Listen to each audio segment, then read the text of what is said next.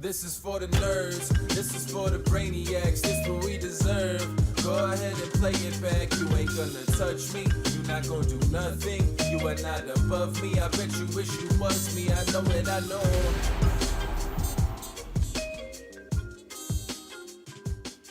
What is poppin', everybody, and welcome back to another episode of the Only Friends podcast. He got himself. Where I'm here sitting with my only friends. It's literally your only friend at this point. It's just Lamanna. It's just me. I'm your only friend, man. Wait, what the fuck just happened? you, I lost it. you bought everybody or Melissa criticized your intro one time and now it's gone. Yep. I didn't even I know. realize You were thinking ahead. You were thinking fast when you were speaking. Oh, right.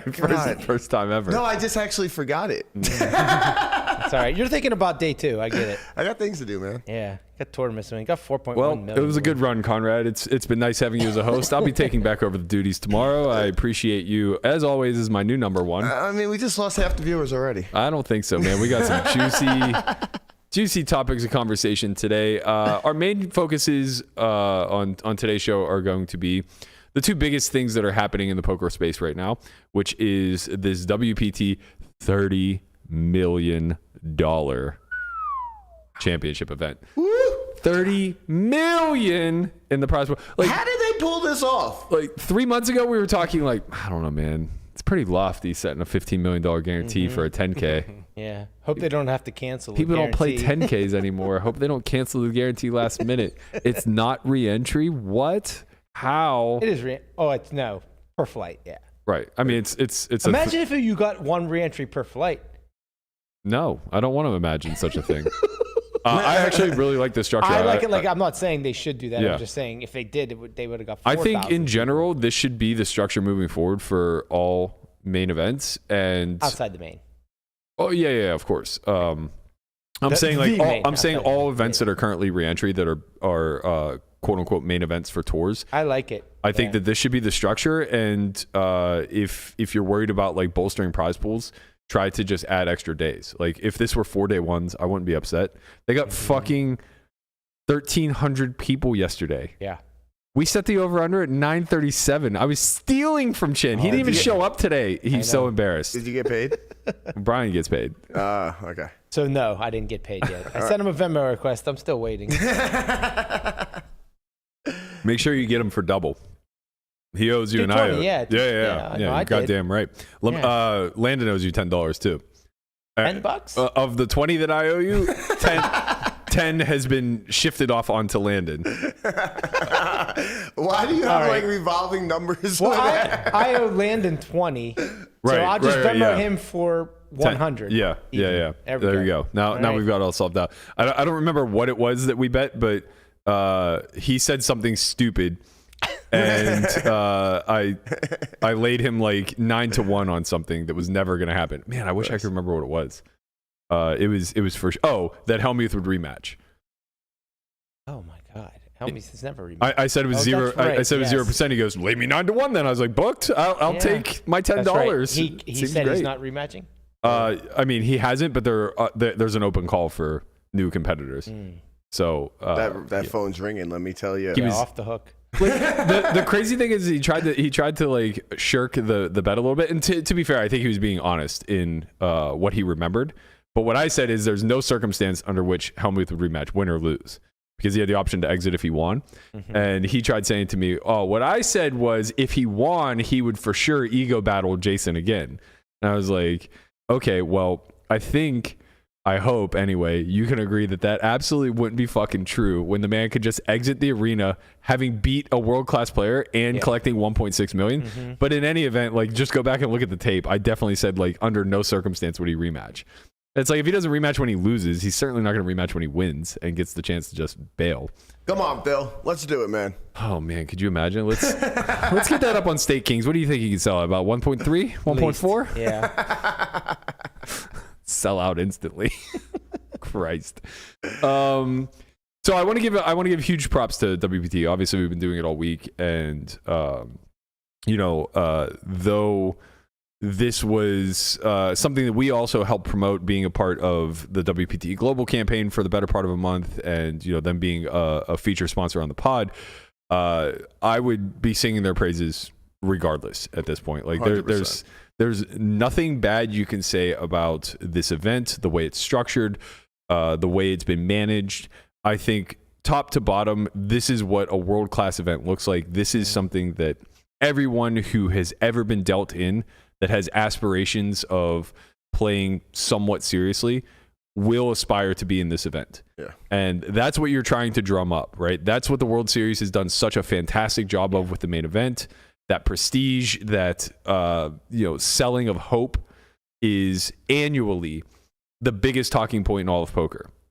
This will start to rival that. Yep. It's year one, and they've created half the prize pool of the main event. Slightly less, but like 40%. It's not fully fair because you can re-enter 3 times.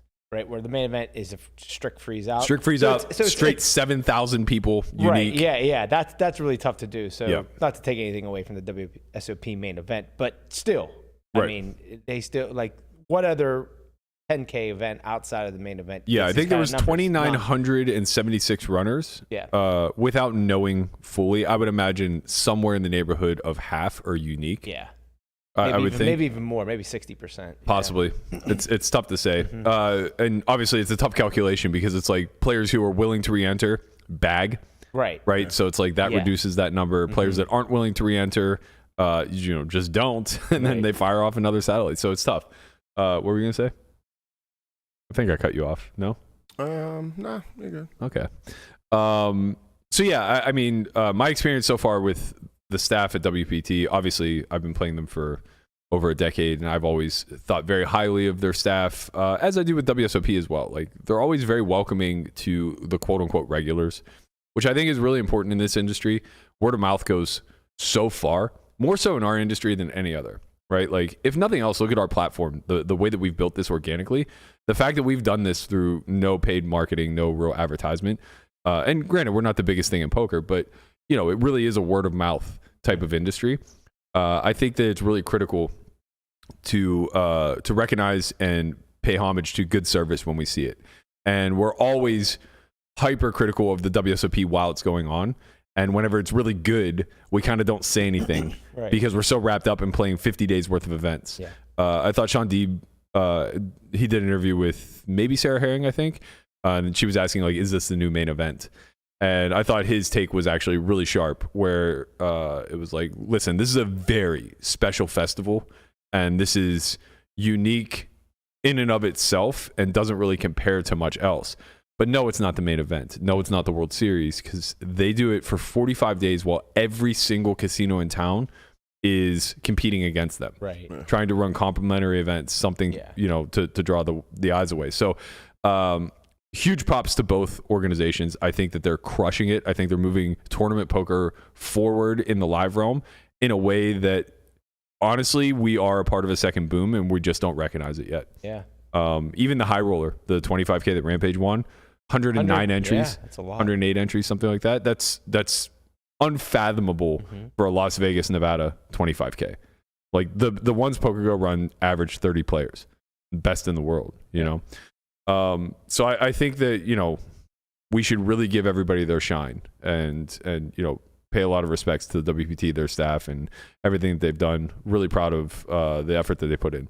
With that said, the payouts have been launched. So I'm going to give my little tiny bit of criticism. And it's not even really criticism. It's just something that I would like to see the industry in and of itself change.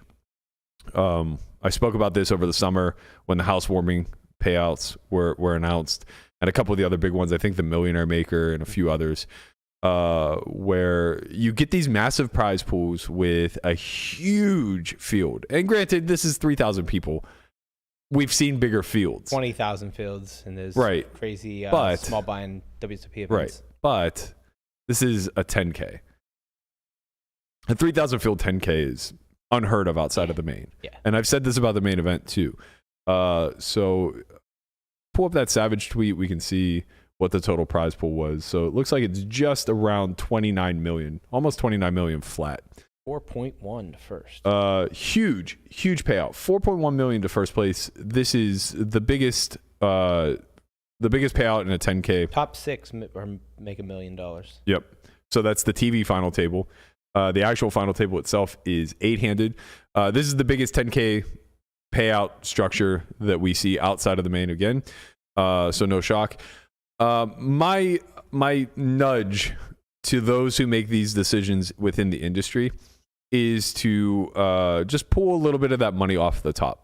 Flatten this final table payout structure. And maybe they're hesitant to do it for TV purposes. Like, it was very clear that they wanted it to be $1 million to 6th place. Yeah, I mean, obviously, which is fine. right. What I'm suggesting is actually it's $1 million to 8th place.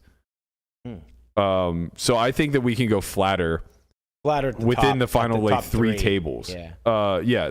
Flatten out the top 3, disperse that money amongst the top the top 30 players, top 20 players, something like that. Because like when you make these epic runs in an event this monumental, where the field size is huge, the risk is huge, right? Like once you start to get within 50 players, the risk that you're actually playing for there is massive. And we don't think about that because we don't have an option to, right? It's not like we can just chop 50 ways or anything along those lines. So there's no way to get out of the arena. You're just in there gambling for more money than you can really stomach. I think it's really critical to reward those who make deep runs that very likely played well for 3, 4, 5 days, but got unlucky because somebody has to. So the payout table that I'm kind of suggesting is a little bit more flat from in the money to say the top 5% of the pool. So not much in the way of pay jumps there. So I think they're paying 12.5%. So like top 370 all the way to maybe like the top 100. Not a huge pay jump, right? Let's give a min cash 15K. Let's give 100 in first place like 28K, something like that. Nothing too major here until we get down to the final 5%. And now we start to incrementally increase these pay jumps. Something to the effect of when you start to get down to the final 3 tables, so call it or maybe the final 4 tables, so call it like the final 32. You start to see us creep into that 100K range. And to be fair, the structure as it is, if you want to pull up the payout table, the structure as it stands, I believe, does have 40th place making 100K. Yes, it does. And you can see like a suggested number to the side. At first blush, I thought that the suggested payout table was better. But upon like looking at it a little bit closer, it's not that much of a change. It's just less to first, second, third, and that kind of disperses out amongst the bottom. So you see it being a little bit more within the I guess the final 200-ish, but it's negligible. Like you're giving an extra 3K to place 283. I don't think that's important. I actually like the payout table as Savage or whoever's doing it has done whenever you're looking at the bottom. So you don't really see a significant pay jump. You don't double your min cash until pretty close top to what 100. you suggested. Yeah, it's actually very close to what I suggested, right? So the bottom I think looks really great. I think where it can change is even like 40th to 32nd place I think looks great. I think now when you start to look at 32 down to 8, we can get them a bigger payoff by taking money off the top. So I think it's very feasible to get 7th place like 1.1, to get 8th place $1 million, to get 9th place like 800K. And I put a suggested tweet out to Savage yesterday, but to be fair, I hadn't like actually combed through all the numbers.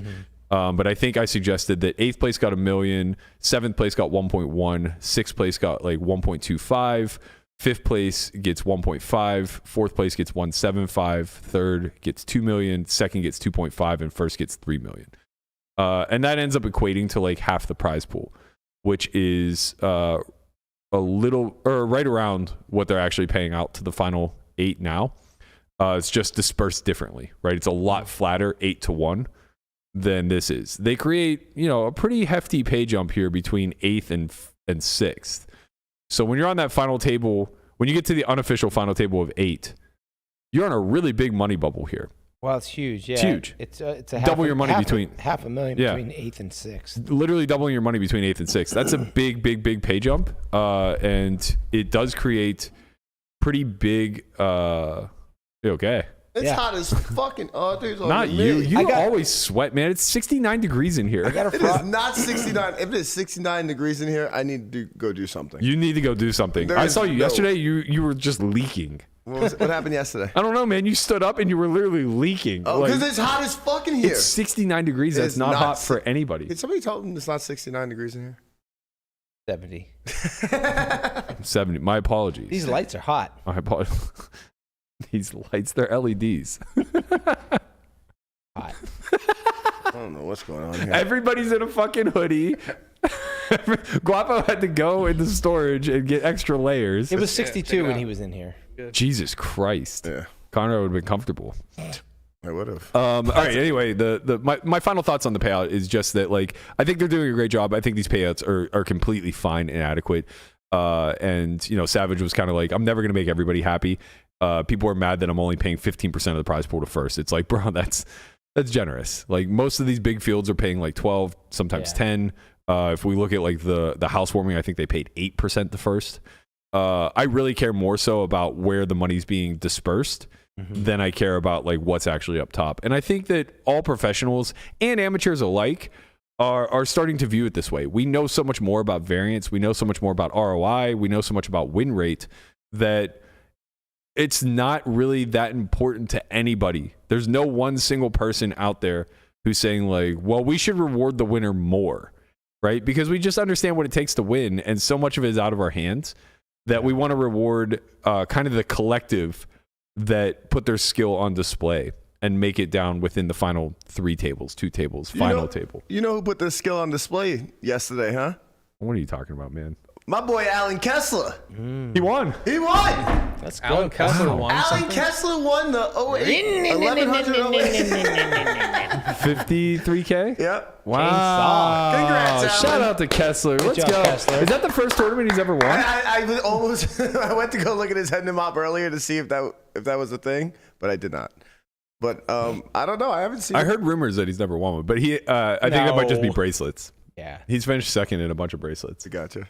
Definitely. I can relate. He's definitely. He plays so many of those small mixed game events that he's had to have won Yeah. a bunch. Yeah, I agree with you. Any other thoughts on WPT before we move on? No, I just think like I see where they're coming from, right? Because at the end of the day, they're running a produced show, and I think they want the big jumps at the end, right? Because it's exciting. Now someone's like, it's third.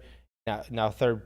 When you're down to 3 people, now you're playing for an 800,000 pay jump. And Do you think that actually matters when it comes to TV marketing? I don't know. Like as a viewer, do you notice that? I don't. Maybe I think to the outside audience, maybe to like someone who's like to the casual viewer, it might matter. Well, I guess the point I'm making is I not think like they obviously think it does. Yeah, but like what I'm saying is it's not like it's on display. When you watch the production, you don't know what they're playing for. They mention it like maybe every 30 minutes, every 40 minutes. I think on every bust out as well, obviously, Yeah. right? Sure. Yeah, But and it's not like it's I in the forefront of your viewing experience. I think it is when you get that. Like if you're watching the main event and you're watching like the final 3 or 4 people, they make it pretty clear that these jumps are huge. A lot, I think. I think it's So I mean, that's why they do it. So, would it be better the other way? Possibly, yeah. Like I like where you're coming from, where you're saying like, hey, listen, you make the top 3 tables, you should be rewarded because a lot of the times it's just variance at the end. For a lot of people, that's a run of a lifetime, Yeah, especially in a very dense satellite field. Yeah. There are so many people playing their first 10K that like getting 30th would just mean the world to them. Right. Like And you get for not- 25th and you get 119 would be nice to get like $250,000. Exactly. Yeah, I completely agree. And that was something that I was kind of speaking to in the payout table I suggested. My last point with it is just that I'm not so sure that the fanfare around the pay jumps matter. I don't know that it really gets marketed that way, and you get very numb to it by the time everybody's making $1 million anyway. Like when you look at the WSOP final table and 8th place is $1 million. Yeah. It's like, what the fuck do I care if they're gambling for a $100K pay jump or $1 million pay jump? It doesn't really matter. They all have more money than most of us watching could Yeah, that's true. could fathom. And it's like if this is the only thing we're complaining, not even complaining about, just suggesting that just shows how great of an event they put on. Well, that's the thing is I don't want this to poo-poo the event because it doesn't. Of course not. No, what I want to point out is that like they literally got everything right and they're in a power position to potentially set a new standard. Yeah. Right? Whereas like sometimes with the WSOP, they're putting out so many fires that the last thing they want to do is try to upset people by changing payout structures. Right. But inevitably, they upset people anyway. That's why my messaging to Savage was like, look, I'm not suggesting you try to do things to make people happy. Right. Because oftentimes, the person who innovates the best for the betterment of the community at large is not going to get recognized for their efforts out of the gate. Yeah. It's going to take some time for people to realize, like, oh, us just paying like 30 people a large lump sum of money is better for the entire community than us paying 3 people a large lump sum of money. Right, for sure. And I think everyone would agree. Like they'd be like, I would happily take $3 million to first, where I know I'm getting $250,000 up for tables. Stars did a pretty good job of this in the past on the Sunday Millions. Like I can remember as we were getting closer and closer to Black Friday, like first place just kept getting smaller and smaller as the prize pool ballooned. Yeah. It's like, how's it still only $100K to first when they have like $3 million in the prize pool now? And it's, you know, they kept their fish on the hook. They keep people coming back for more. All right. You ready? Dig in. Is it time? Let's dig in. All right. It's time. We are going. No drum roll for this. No drum roll. Yeah, that's restricted for Weekend Warrior. That's Guapo's clue. Guapo's gonna be like, I don't have it. What are you doing? Right. Yeah. Messed that one up. Sorry, boys. So we are going to talk about the Hustler Casino Live investigation report that came out yesterday. Now, we spoke about it in passing yesterday because I hadn't quite looked at it yet.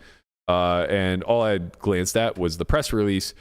And the press release basically says, High Stakes Poker Production announces results of investigation into Hustler Casino Live Hand. Cybersecurity, private investigative firms, and Hustler Casino found no evidence of wrongdoing in controversial Jack 4 hand. High Stakes Poker Production announced the numerous improvements to stream security, and then they went on to kind of like very loosely detail what those two things are. Now, they didn't lie in that press release. That actually was true. Nobody found any evidence of wrongdoing in the particular hand. Specifically, I think their language was very specific there, and they are announcing improvements to stream security. So both of those things are true, and can't blame them for spinning the press release that way.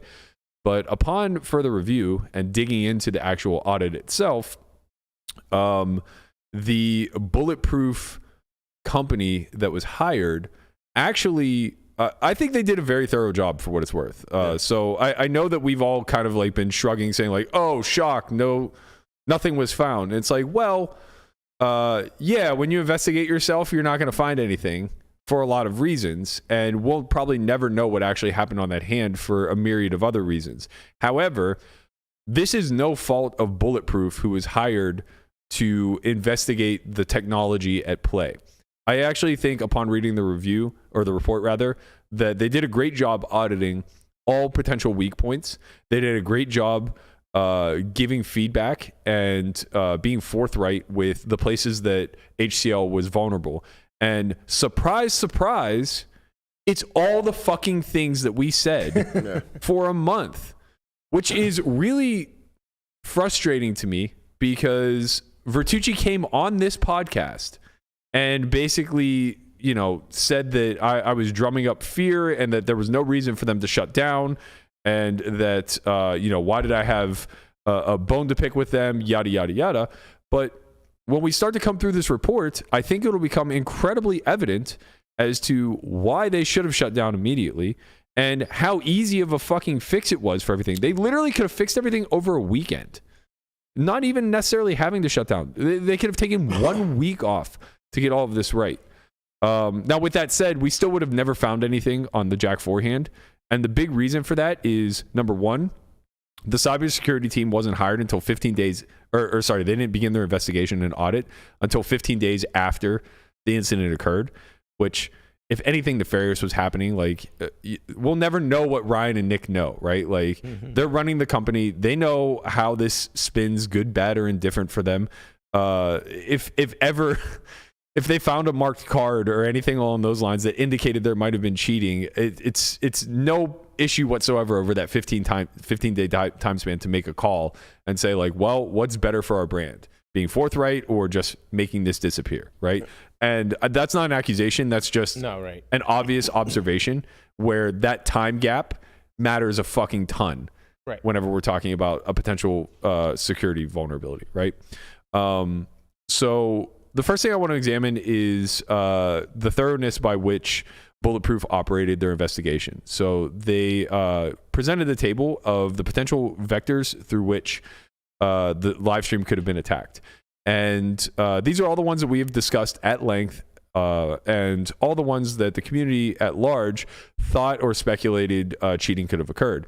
Now, for anybody who's been following along from our channel, we dismissed a lot of these that they also dismissed as complex or highly complex. So first and foremost, the likelihood that the table was compromised was near zero.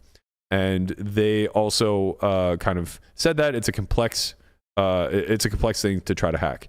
Same thing with the RFID, right? We said from the beginning, the idea of somebody bringing an RFID reader is near zero because it doesn't have the capacity to read beyond a certain scope, and that in and of itself would make it incredibly challenging. But even if somebody was only trying to read their cards to build out a database of the serial numbers, that process is very intensive as well and requires just a lot of effort, a lot of parties involved, and there are just much easier ways to cheat. So we can see that that's also highly complex.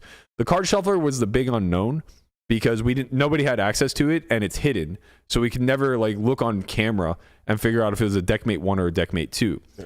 They came out in the report, said the card shuffler was in fact a deckmate 1. Therefore, nothing nefarious could have happened there. That's good. Yeah, for anybody who's unfamiliar with deckmate 1 versus 2, the difference is that deckmate 2 has a camera installed in it, which allows it to sort the deck however the programmer sees fit, and that's hackable. Most places that are trying to do their due diligence will take the camera out if they plan on using a deckmate 2. So if you wanted to, you could put a shuffled deck into the deckmate 2, program it to just have ace through king. Yep, yeah, it would sort it. You can program whatever. Well, literally whatever you want. Whatever you want, right? Yeah. And it's hackable and everything else. But why is that even a thing? Because it's much, much faster, and for casinos, it's much more efficient. Right? It's only a problem if it gets in the hands of somebody nefarious. Right. In a casino that's overseen by. Why is it faster? Why is the camera much more? The camera doesn't make it faster. Deckmate 2s are just built faster. Understood. Gotcha. Now, why does the camera make it any good for a casino?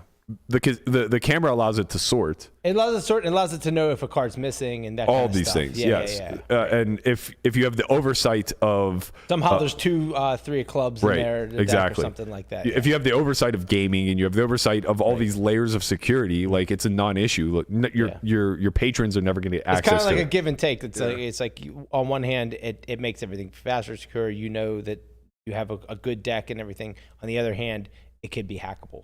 Yes. It could be compromised in some way. Correct. But, when you're talking about the casino level, it's nearly impossible with all the cameras and Big Brother type activity. It would be almost impossible for a low-level employee to hack it. Right. So, like, the idea that a dealer would somehow, like, finagle, almost impossible. Now, middle to upper management, sure, because these things are stored in a room somewhere. Like, if they were in the room and they were creating a hackable batch of them, but then you'd have to, whatever, it would be so far-fetched, right? Highly complex. Right. So in a casino environment, yes. Deckmate 2s are almost certainly trustworthy. And I understand that Hustler is a casino environment, but understand that they are not regulated the same, specifically HCL, right? California Gaming just doesn't give a shit about poker. So, if something nefarious was going on there, this would be susceptible, but it's a deckmate 1, so they did their due diligence here, so not an issue. Good. Next is the first thing that we pointed to: the production booth and operations. This was a very easy thing to circumvent, as they showed. We'll get into the details of that later, but effectively, sensitive information was known by upwards of a dozen people at any given time. There were reports of them stress testing the current system as it was, and basically the conclusion was literally even if a commentator was walking to take a piss, he could have seen real-time info. Yeah. Huge problem. The second one, which was where a lot of the speculation came from, was the network, the PC, the workstations, and systems. And again, this was easily compromised. We'll discuss those details as we get to it, but basically there was zero protection. The computers were not segregated from the room. They were accessible by all. There was no updated antivirus, malware protection, spyware protection, none of that stuff. Now, they ultimately found that by using cyber forensics, that it was never compromised. Right. There were no Trojans. There were no Correct. malware. They found that. We have to trust that, of course, but the fact that the vulnerability existed is a problem in and of itself. Correct. And then finally, the communications. Now, this was one that I was speculating on because I didn't know the system that they were utilizing. They basically said that it's complexed because they were using a two-way comm system or a one-way comm system, and the frequency by which they were operating on required special technology in order to not anybody with a walkie-talkie or just a comm or a CB or anything like that right into it. That's my understanding. Right, but again, I'm trusting them on that. Right, I haven't done my due diligence to do more research. They did list what the technology was that they were using. The name of it, I can't recall off the top of my head. Andre would be a good person to go to for this because he works with that kind. Yeah. I did ask him, and he has used that technology in the past, but he wasn't sure if it was on the same frequencies as, like, you know, a walkie-talkie or whatever. I'm sure that they did their due diligence and stress tested this, but again, this is a point of vulnerability where it's like I personally would like to know myself, and I think I have access to the equipment, so it's something that I'll probably test in the future. In any event, it seems like they concluded that was a very low probability area of weakness, which is fine because the point is the areas that we thought were the most vulnerable were the ones that were most vulnerable, and the areas in which those vulnerabilities could turn into cheating still remain. There was still a person who stole money off of her stack, and according to the warrant, also stole money from HCL that had access to real-time info. What was done with that, we don't know, right? But the point is that vulnerability did exist, and there are a lot of, let's call them red flags, that surround around the third man theory. Listen, okay. I don't want to throw us off track real quick, but I do have a question about that. Sure. How did Brian get 5K from HCL? We don't know. I just saw on the arrest warrant that they also. Yeah, I saw that too, but I was so thrown off. I don't know what you're talking about. So apparently Brian stole 5K from HCL as well. According to the arrest warrant, on top of the 15K off of Robbi's stack. Yeah. So according to the arrest warrant, it was not just Robbi pressing charges, but also HCL for a 5K theft. But we don't know what that 5K theft was, or where it came from. Sounds like he stole a chip that was not in play or something. Maybe. I mean, I'm speculating, obviously. No, of course. That seems like the most logical thing. Yeah, but where are 5K chips not in play? Only behind the register, like the cashier. Right. Like there's no 5K chips. There's no no bank for like HCL. Like right. Everything's behind the cashier. Yeah. So I was just notice it was either High Stakes Poker Production or HCL. I'm not sure if they're separate companies, but one of them are the ones that press charges, not Hustler Casino. Gotcha. So that probably matters, I would assume. Yeah. Okay, getting into the report, let's talk about the actual report as opposed to the press release. So the press release said that there was no foul play found in the Jack 4 hand. The report, however, says the assessment of HCL systems and security controls are inconclusive in determining if cheating occurred. That's a big word, guys. A big fucking word that is very casually skirted over. Right? There's a huge difference between no cheating was found versus inconclusive. Yes. And this is what gives me a lot of peace of mind with regards to Bulletproof as a third-party auditor. That sentence in and of itself speaks to them doing their due diligence and saying like, hey, it was fucking possible because you were vulnerable in these 5 ways. Yeah. And logically speaking, there's an easy connect the dot path here that took advantage of these vulnerabilities. Okay. Now they're not saying that. I'm obviously inferring that from my interpretation. But what's most specific to pay attention to here is that the report does not say there was no cheating found in this hand. It also doesn't say that there was cheating found in this hand. So I'm not trying to sway anybody's opinion one way or the other. I'm just trying to say that we do not have an answer. Right. It's inconclusive. That's where we're at, and that's where we're going to remain. I'm very confident. I've been saying this for weeks, if not months. We will never know what happened. Okay? They go on to explain what I just said. It should be noted that a lack of evidence does not imply cheating did or did not occur. Yada, yada, yada. Of course. Like, that's all lawyers speak. How can you figure something out when you just, like, walked in 15 days later? Like, if there was a crime committed, obviously it's going to be covered up immediately. It's just like... Well, maybe. I mean, there's no reason to assume that HCL wants there to be a crime, right? No. You know what I mean? So it's like, we don't have to assume that they're bad actors. Right. And you shouldn't assume that they're bad actors. If anything, we should give them the benefit of the doubt that they're good actors and did everything above board. But there are things to point to in this report that indicate slightly otherwise, right? So if you look at the next statement, it says Bulletproof was able to recover key elements from September 29th. Example, programs ran, USB keys plugged in, software installed. Upon inspection of the systems, table, and network, there was no evidence of tampering, remote access, viruses, rogue hardware installed, or previously installed programs on the machines that are used daily. That's great. That was our lowest probability of how cheating occurred. We thought that there might be a Trojan. We thought that a third party might have access to real-time info via infiltrating the system, right? So we understand that did not happen. Notice what they don't talk about, though. There's no talk about the cards. There's no discussion about the personnel, right? So they did no investigative recovery or internal investigation on the actual personnel themselves because that's not their expertise. They're not detectives. Right. And they never once mentioned in the entire report having the cards turned over to them. That's very important to me.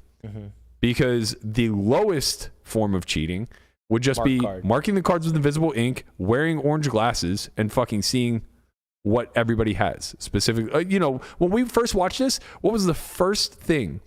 What was the literal most logical thing that we all said likely happened? No, before the glasses. What did we think may have occurred that would allow Robbi to have called off there? What, mark cards? Or that she saw the cards or she knew the cards. Exactly. That she rubbernecked. Yeah. Right? 100%. The first thing that everybody deferred to is like, oh, she must have rubbernecked. Yeah. And now it becomes a matter of like, is this actually cheating or does Garrett need to protect his hand? Right. I wrote that off because I feel like there was no way Garrett like ever. I mean, everybody makes mistakes. Right. He's human. She's kind of far away though. Also, she was like, she's the 2, he's the 8.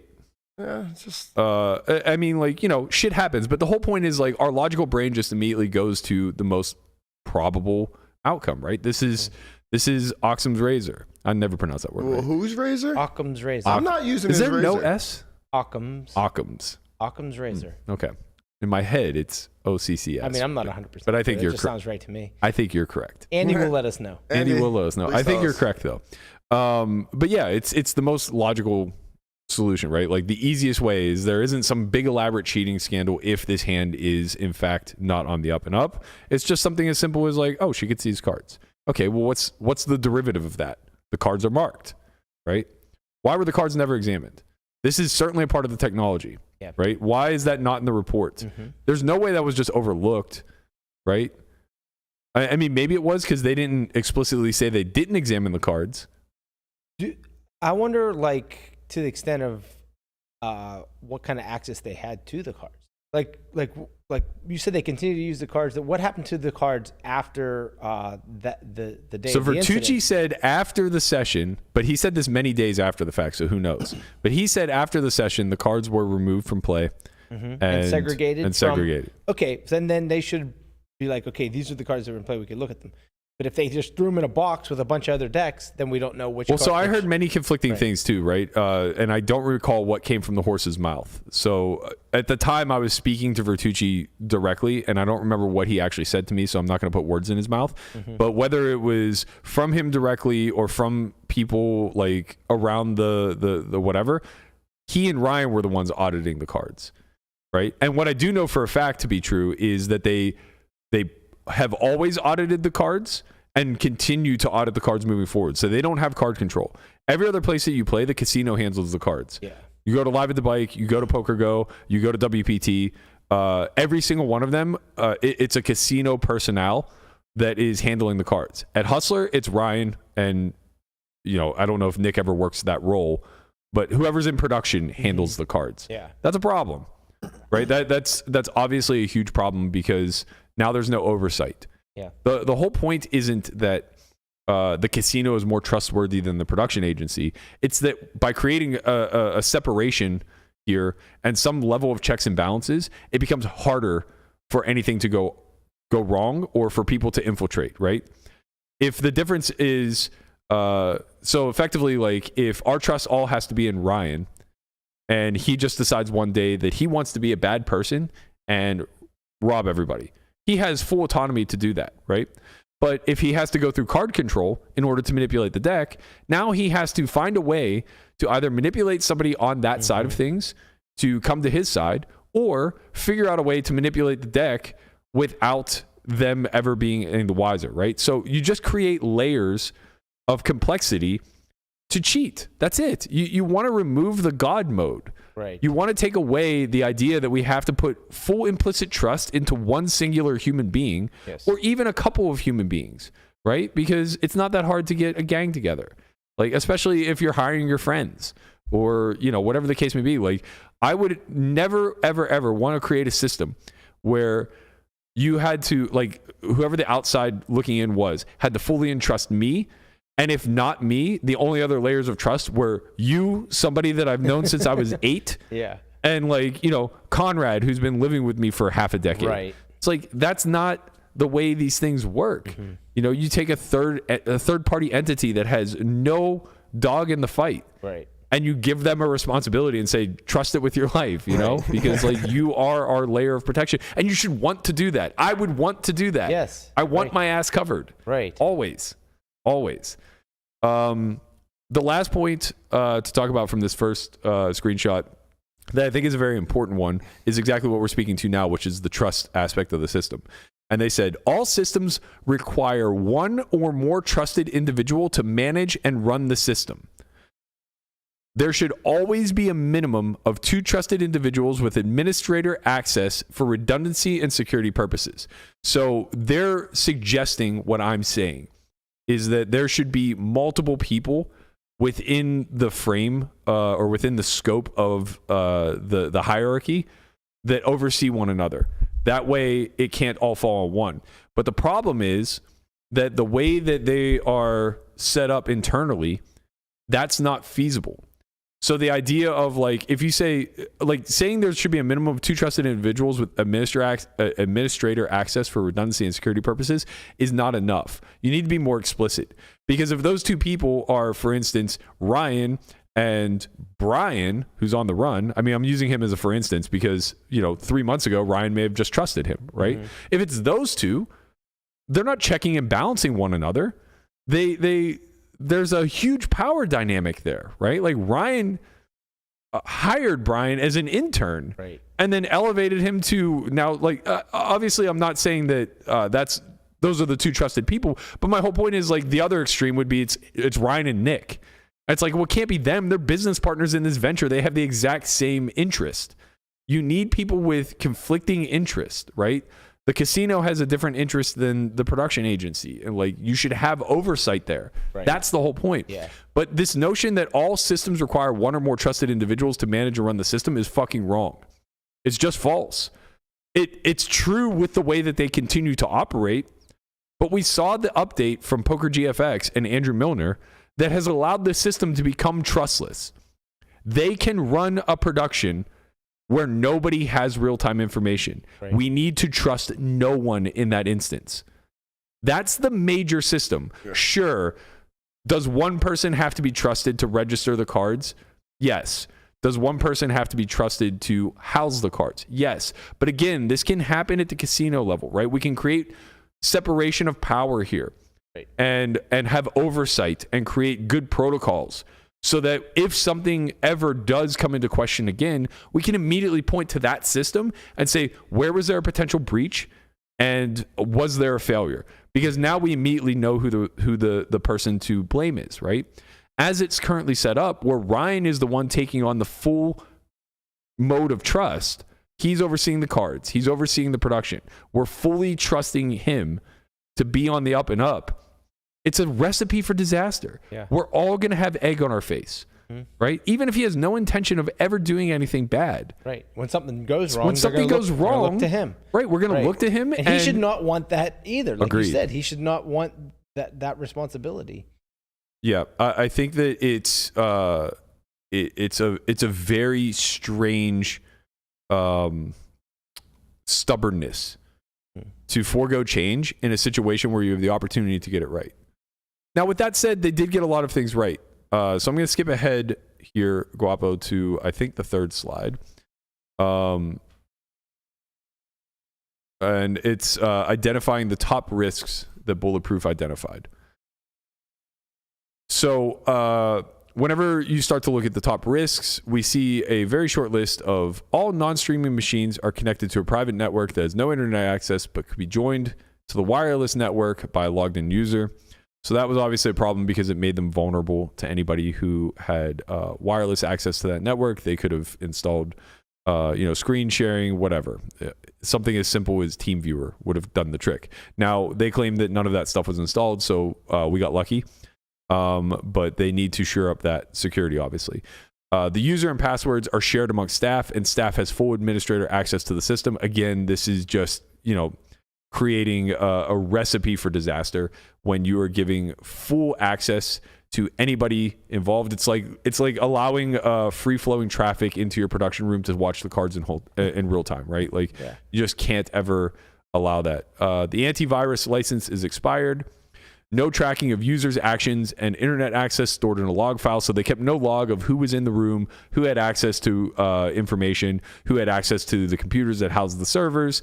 Those servers obviously still were not segregated, as we complained about. The system BIOS is not password protected, which means that people can infiltrate the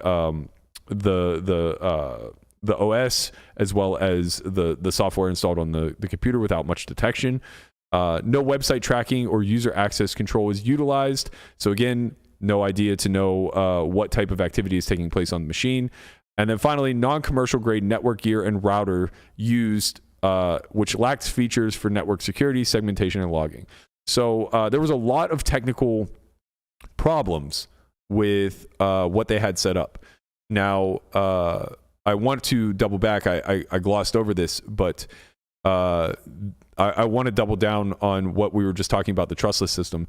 So they are so where they've corrected all these things that we just mentioned, right? They corrected the network issues. They corrected the Wi-Fi and the network gear. They've corrected all of that. All of the security has been corrected, I assume, anyway. The antivirus license, they've updated all of this stuff, right? They made sure that the server has become a lot more bulletproof. What they're unwilling to move on is this notion that Ryan should not have real-time information. Because of the production quality of the stream, some of these security features are bypassed on purpose. Most notably, the whole cards are displayed in real time, which is necessary for the mixing process with focus player sound and split camera views. That's bullshit. You don't need to see the cards in order to know who's in a hand. Right.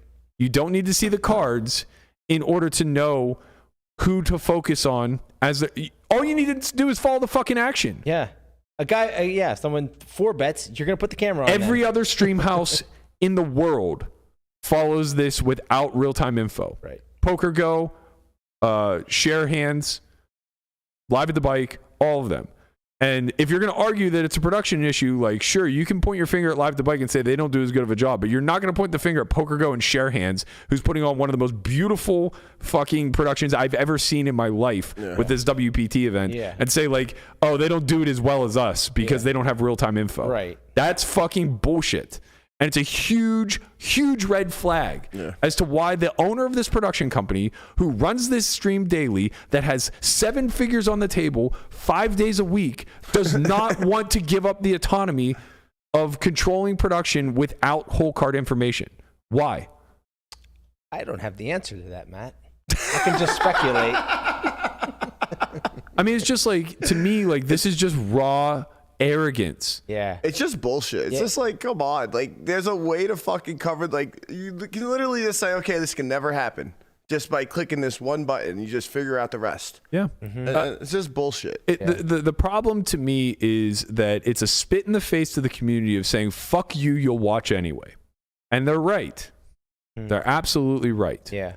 So because of that, and because nobody is going to stop tuning in because it's not their money at risk, right? And because the lineups are decent and nobody's going to stop playing, even Garrett said he's open to coming back to Hustler. He did. That's a mistake, in my opinion. I agree. A huge mistake. If you're going to come back to Hustler, you pay back the fucking money. Oh, yeah. 110%. You 100% pay back the money to Robbi. Yeah. As a minimum. Because you're saying you trust these upgrades. You trust that nobody on the back end was involved.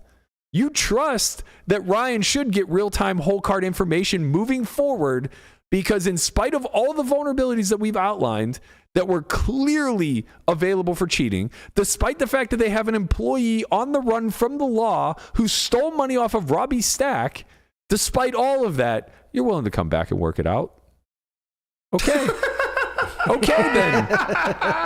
You then are making the statement you do not believe anything nefarious occurred. Right. Yeah, Which is fine. Yeah. Fine. If you truly believe that, then apologize, walk it all back, and pay back the money. I agree.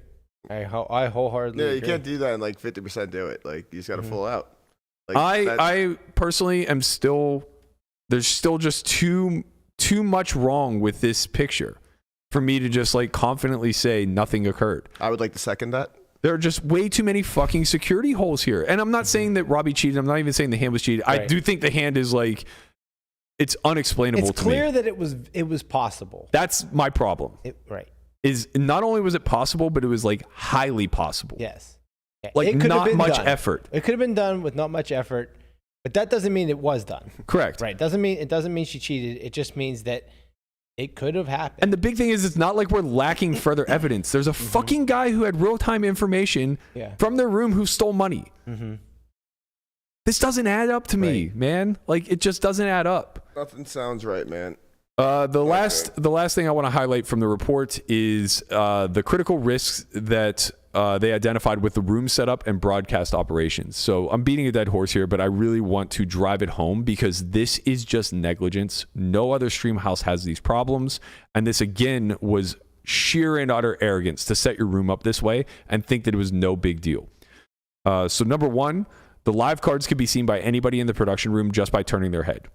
And I think that's being generous, right? Like, from everything that I've been told, you didn't have to do much effort to see anything and everything. This was tested and observed during a show from the production room. However, the live hole card and community cards could not be seen from the commentator room, even if the curtain was open. Can you imagine, after Postle, creating a commentary room where you think a curtain is getting the fucking job done? Yeah. Like, how are we even having this discussion? This is so blatantly disrespectful to the idea and notion of security. I mean, like, it would be hard to set up a less secure setup in your own fucking home. It would be challenging to present a less secure operation in your own fucking home. It's crazy. When I worked the WPT live stream with Andre and them, it was, and Bleppo was there too. Production and everything they were in the garage. They were literally in the garage, and then we were doing the graphics upstairs, and we had the real time info. We were like upstairs, like outside the garage, upstairs in a locked room, in a bedroom locked room with, obviously surrendering all our electronics and stuff, and like it was so secure. Where like this is like you have a curtain. Right. Right. Go, Guap. I was just going to reiterate what Brian was saying. I mean, Andre and the rest of the guys actually had to just sweat to death inside the garage because there was no air. But in order to keep things safe, Yeah, they were in a very, very uncomfortable. I mean, we were position. carrying 200-pound equipment upstairs, locking doors. We were away from the commentating booth. I mean, it was locked up. It's very, very important when you are gambling for 7 figures and you're running a production house like this. It's incredibly important to create checks and balances and separations of any sort of communication, right?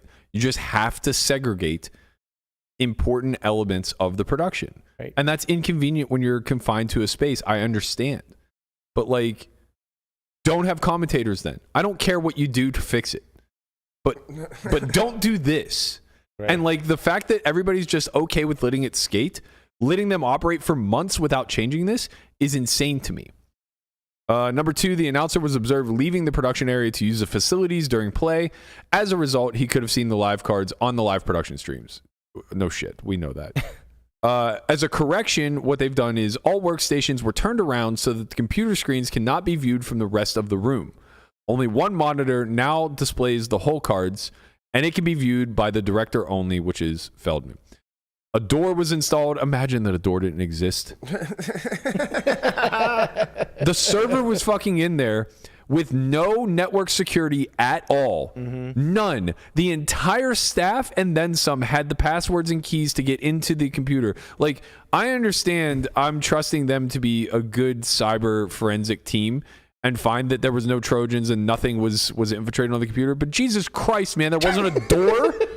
There wasn't a door separating you from the room and the server? Yeah. A door! With a knob. With a knob. I mean, when you go to PokerGo, you have to enter a code to get into the room, and it logs it. They know everybody that's in and out. Why are we treating this like it's just some fucking rinky-dink little startup out of a garage? Like, last Friday had $4 million on the table. Millions of dollars. What are we doing? Yeah, that's pretty wild. I know that I get like fired up about this, and I think that everybody thinks I have like this like bone to pick with Hustler. I don't give. It's not Hustler. If anybody else was doing this, I would be equally as angry. I play high stakes. I want to play safe fucking games. Yeah. You know how many games I've been cheated in? Right, and a lot of those are my fault because I'm willing to take I'm willing to take a big risk to play in a soft lineup. But you live and you learn, and like you stop doing it at some point. We just keep fucking showing up to this. Why? Because it's on TV, and we don't think that they would do it right in front of our face. This is insanity. You have to demand more from these people. Yeah, They're earning off our backs. And it's like, yeah, as a response, we get good entertainment and we get soft lineups, but make them fucking earn our patron. Not the right word. Yep. Make them earn our business, basically. Yes. Yep. Okay, I mean, think of before all this happened. Like, you have no bone to pick with Hustler. We loved Hustler. You were on Hustler. We loved watching the streams. Like, it's super entertaining. We're like, they're crushing it. This is so cool. This is great for poker. And then like this happens, and it's like, of course we're gonna be critical of these things. Yeah. Yeah. The final statement I want to read from the report, and again, like this was just not put out in the press release. While no direct evidence of cheating was found, Bulletproof found that cheating with the September 29th setup was in fact possible. That's just a bullet statement, right? That's a statement that everybody should hear. It's a statement that should ring true for everyone, especially Alex Jacob. I know you're listening. I know you're out there. When the forensic team tells you that cheating was possible, stop saying that it's 100% not. Right. Right? Like, look, we got into a huge Twitter beef today. And the only reason that I'm even engaging You did? him, I missed it. never did I think I would be fighting a celebrity, fighting a Jeopardy champion on logical fallacies in discussion. Yeah, I only know because the chat is fucking requesting a cage fight between. Bro, it's wild. It's just simply wild. He's calling for everyone's head who's at all skeptical of this hand, of the play, of the setup. And I just keep reiterating, look, man, we have all of our attention on security because it's a problem that can be solved. We have all of our attention on HCL because they're culpable in this. We have all of our attention on getting this remedied moving forward. And he's like, you have a platform. If you don't absolutely come out and say that Robbi J. Lute is innocent, you are doing a disservice to her. Imagine if you were in her shoes. It's like, that's not what the report says.